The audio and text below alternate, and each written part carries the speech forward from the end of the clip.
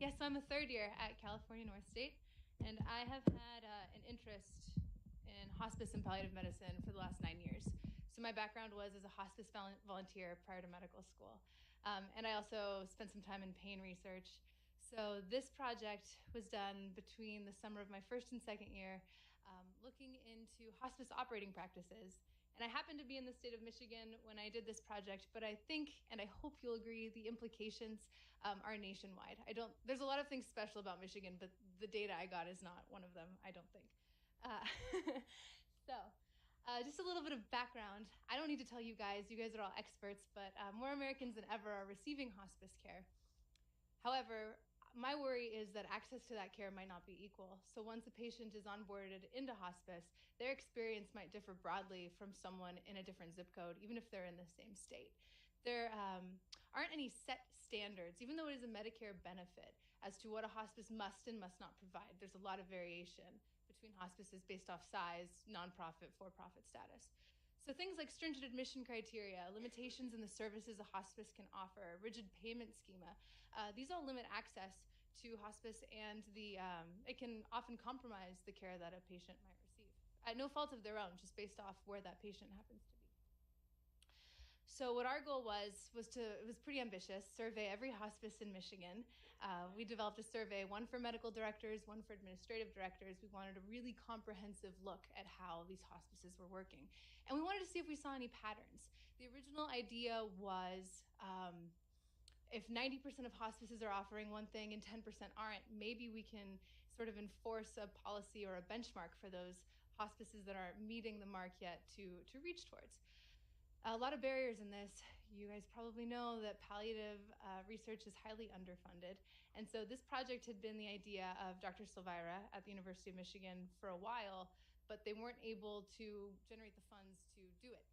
So a medical student walks in as a source of cheap, free labor, and the project was able to start going. So use medical students. We're enthusiastic and we want research and we'll do it for free.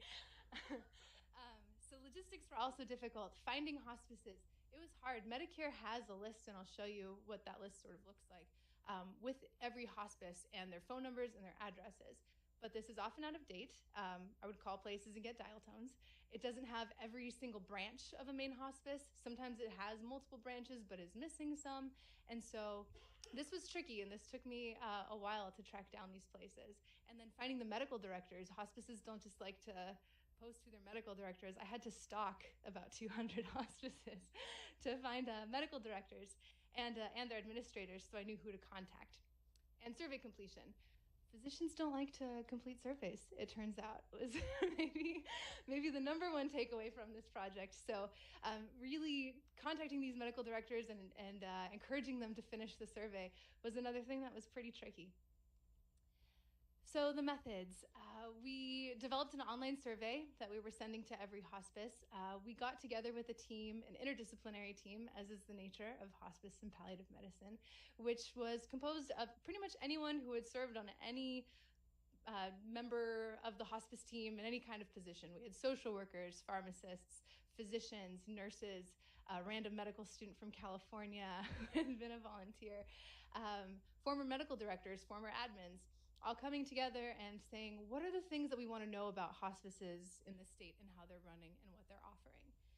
We sent invitations. I made these little personalized postcards because I had read that helps increase the survey completion rate when you personalize.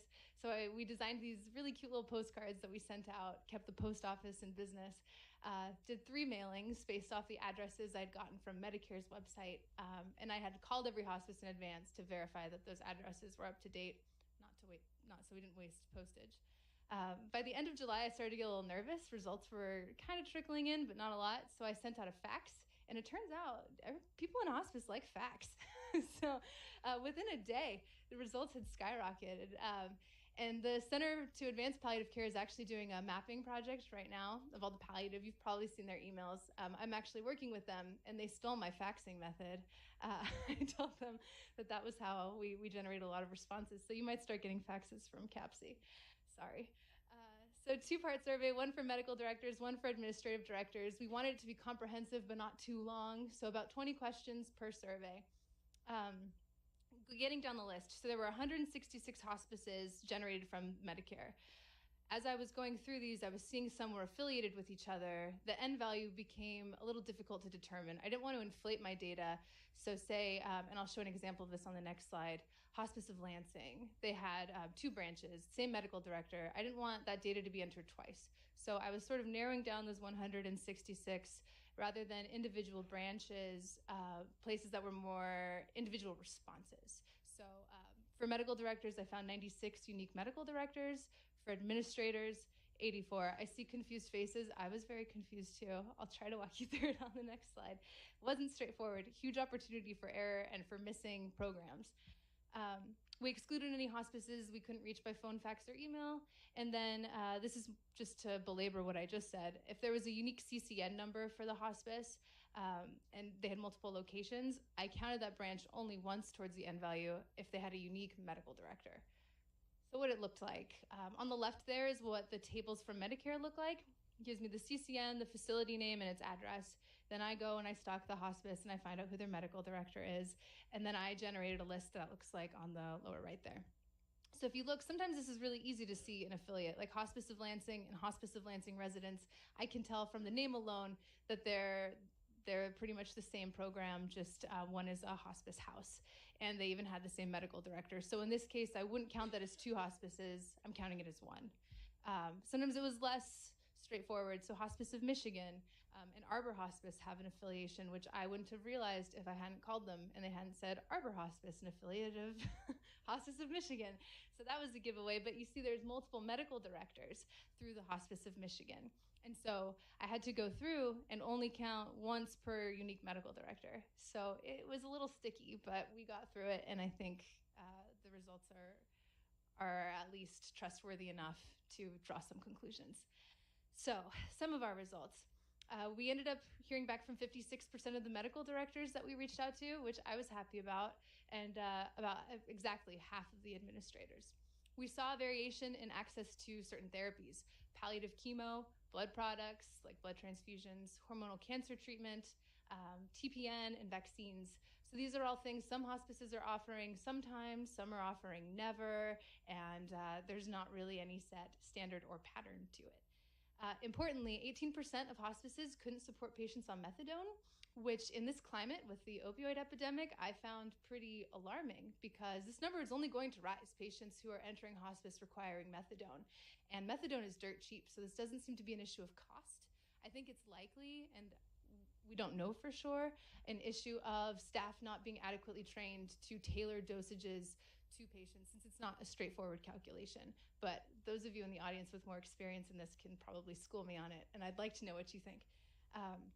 60% of hospices reported that they were either likely or highly likely to recommend temporary disenrollment from hospice for those patients who wanted services the hospice couldn't provide to go out and get them and then come back.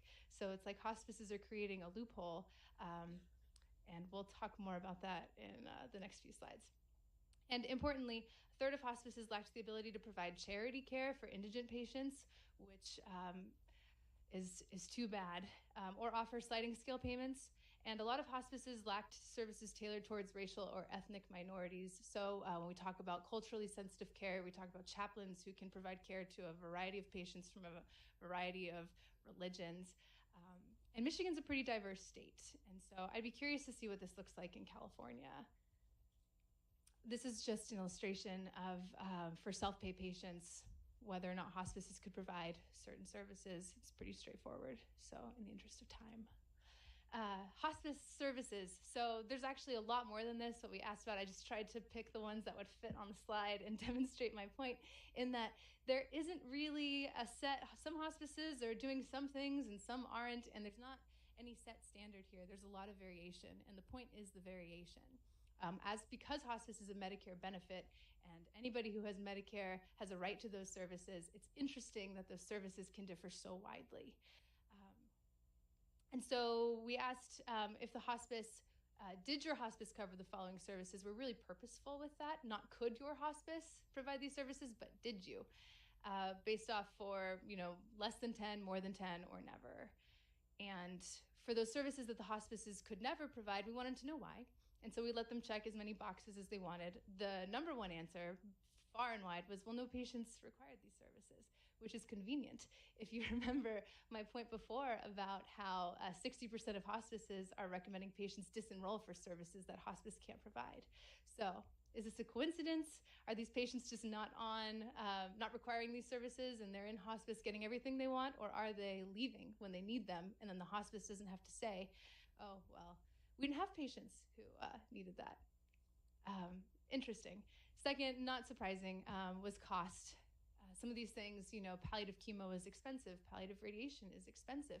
And the way hospice is reimbursed on a per diem rate from Medicare, some of these smaller hospices, even if they wanted to provide those services, simply can't because they're too expensive. They won't be able to care for the rest of the patients on their service if one is getting really expensive treatments.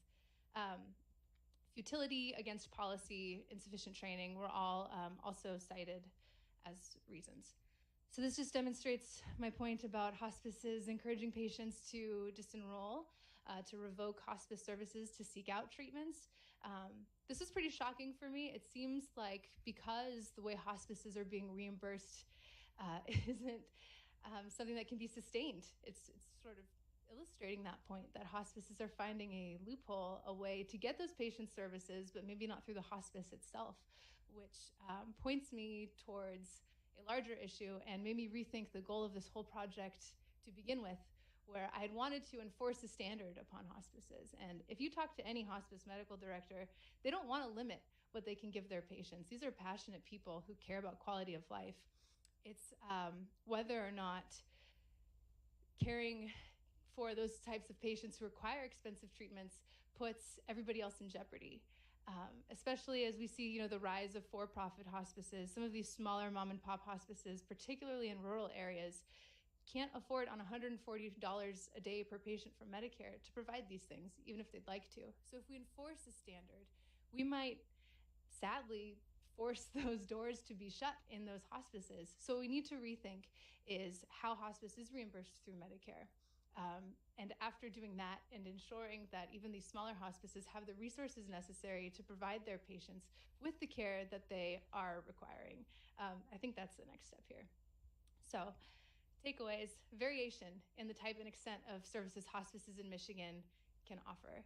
And no other states have really done projects like this. I would love to see every state do it.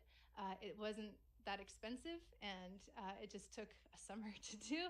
I'd love to see what this looks like in California. A significant proportion of hospices limit access to some palliative treatments and medications and can't offer support for impoverished patients or ethnic minorities. And like I said, we need to do more work in understanding how we can improve access to palliative care through hospice, and developing and enforcing standards might not be the right way to go about it. Future directions: I'm working on a manuscript. As a third-year med student, I don't have a lot of downtime, but I've been trying. There's so much more data. There was 40 questions, so it's 40 data points. And I want to break down the responses by hospice type. I want to look at the size of the hospice, its for-profit or not-for-profit status, if it was in a rural or an urban area, and see what effect that had on the services they were able to offer. So that's the end, and I welcome questions.